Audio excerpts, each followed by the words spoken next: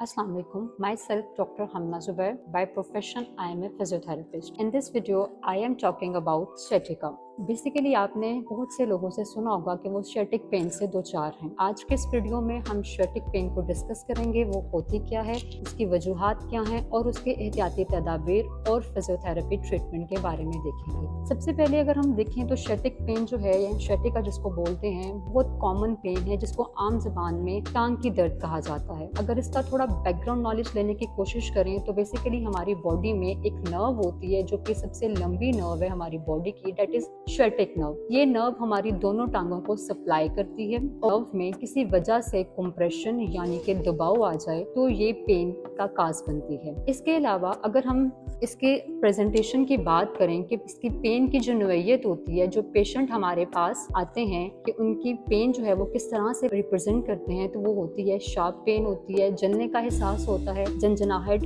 और उसके अलावा सुइयां चुभने का एहसास होता है। और इसके अलावा अगर हम स्ciatic पेन की रूट की बात करें, मतलब जहाँ जहाँ से हमारी स्ciatic पेन गुजर रही है वहाँ अगर वो कंप्रेस हो रही है तो वो पेन काज करती है। तो सबसे पहले हमारे पास स्ciatic पेन जो है वो कमर के सबसे नीचे वाले हिस्से यानी कि लो बैक से शुरू होती है, उसके बाद वो ट्रेवल करती है बटक में यानी कि हिप रीजन में और फिर पूरी टांग में जो है वो फैल जाती है, जिसमें घुटने का पिछला हिस्सा और बाजुकात पांव का अंगूठा भी शामिल होता है। उसके अलावा अगर हम बात करें इसके काजिज की, वजूहात की बात करें, तो जैसे मैंने पहले बताया कि कंप्रेशन जो होता है हमारा, जब नर्व कंप्रेस होती है, दबाव का शिकार होती है तो पेन काज होती है। लेकिन सवाल ये उठता है कि वो दबाव होता क्यों है। हमारे पास यहाँ पे एक मसल होता है, एक पट्टा होता है जिसको मेडिकल टर्म में पेरिफॉर्मिस मसल बोला जाता है। उसके कंप्रेशन से, क्योंकि ये नर्व उसके नीचे से पास कर रही होती है अमूमन, तो जब वो पट्टा दबता है या उस पट्टे की स्टिफनेस यानी कि अकड़ाव होता है, टाइटनेस होती है, तो नीचे नर्व जो है वो इरिटेट हो जाती है। लेकिन यहाँ पे एक और सवाल ये है कि ये पट्टा अगर दबाव का शिकार होता है तो वो क्यों होता है। तो आपने देखा होगा अमूमन बहुत सी लोग हैं, ये बहुत आम सी गलती है जो मर्द हजरात करते हैं, वो ये है ये हैवी वैलेट जो है वो अपने पैंट की पोस्टीरियर पॉकेट में रखते हैं। ठीक है, वो पोस्टीरियर पॉकेट में जब रखते हैं काफी टाइम के लिए, तो वहाँ पे क्या होता है कि वो पेरिफॉर्मिस मसल जो है वो दबाव का शिकार होता है और उसके नीचे स्ciatic नर्व कंप्रेस होती है और लोग पेन को एक्सपीरियंस करते हैं। इसके अलावा डिस्क स्लिप इसकी एक वजह होती है। डिस्क स्लिप बेसिकली क्या है कि आप में से बहुत से लोग जानते होंगे इसको, कि हमारे जो वर्टिब्रास होते हैं, जो मोरे होती हैं, उनके बीच में एक कुशन लाइक स्ट्रक्चर होते हैं। ये कुशन जो है ये अगर स्लिप हो जाए तो भी ये sciatica पेन काज कर सकता है।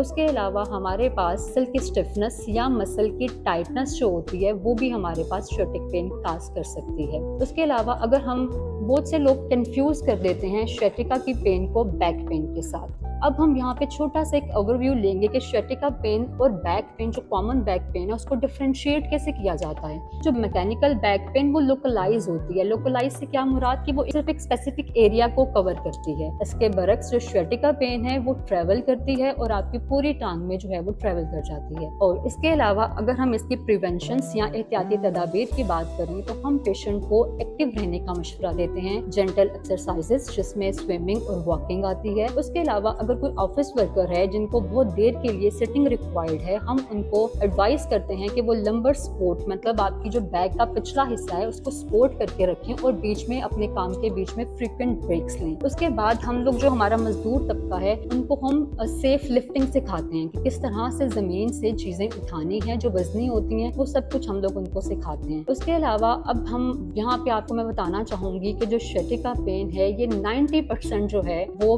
Without medicine and without surgery सिर्फ और सिर्फ फिजियोथेरेपी से ट्रीट हो सकती है। हमारे पास फिजियोथेरेपी में इसके डिफरेंट डोमेन्स हैं। उन डोमेन्स, उन हिस्सों को कवर करते हुए हम इसको ट्रीट करते हैं। सबसे पहले हम पेशेंट को एजुकेट करते हैं। एजुकेशन में बेसिकली हम उनको ये गाइड करते हैं कि आपको मसला क्या है, पेन क्या है, क्यों है, कैसे है, इसको कैसे कवर किया जाएगा, इससे कैसे रिलीफ मिलेगा। तो बेसिकली ये पेशेंट की काउंसलिंग के लिए होती है। उसके बाद हम स्ट्रेचिंग करते हैं। जैसे मैंने पहले बताया था, जैसे हमारा पेरिफॉर्मिस मसल है वो टाइट हो जाता है या दबाव का शिकार हो जाता है तो हम उसकी स्ट्रेचिंग करते हैं, जिसमें हम उसको हैमस्ट्रिंग का जो है वो दे सकते हैं, पेरिफॉर्मिस का स्ट्रेच दे सकते हैं, नी टू चेस्ट स्ट्रेच दे सकते हैं। उसके बाद हमारे पास यहाँ पे मैनुअल मोबिलाइजेशन जो है एक हमारी डोमेन है, जिसमें हम मोबिलाइजेशन और मैनुअल थेरेपी और मैनिपुलेशन करते हैं। इससे भी पेशेंट को काफी हद तक आराम मिलता है। उसके बाद हमारे पास एक डोमेन है न्यूरल मोबिलाइजेशन। न्यूरल मोबिलाइजेशन में बेसिकली जो शर्टिक नर्व जो इरिटेट हुई है उसको हम ग्लाइड देते हैं, उस ग्लाइड से पेशेंट को काफी हद तक फर्क पड़ता है। एक हमारे पास एक और टेक्निक है दैट इज इलेक्ट्रोथेरेपी, जिसमें हम डिफरेंट मोडालिटीज मतलब डिफरेंट मशीन्स को यूज करते हुए पेशेंट को ट्रीट करते हैं, जिसमें हमारे पास स्टेंट्स, उसके अलावा हीटिंग पैड और अल्ट्रासाउंड थेरेपी मौजूद है। तो आप में से अगर आपको या आपके जानने वाले को किसी को भी इस तरह का कोई मर्ज में मुब्तला है तो आज ही अल शिफा institute health sciences of Narowal में तशरीफ लाएं और अपना फ्री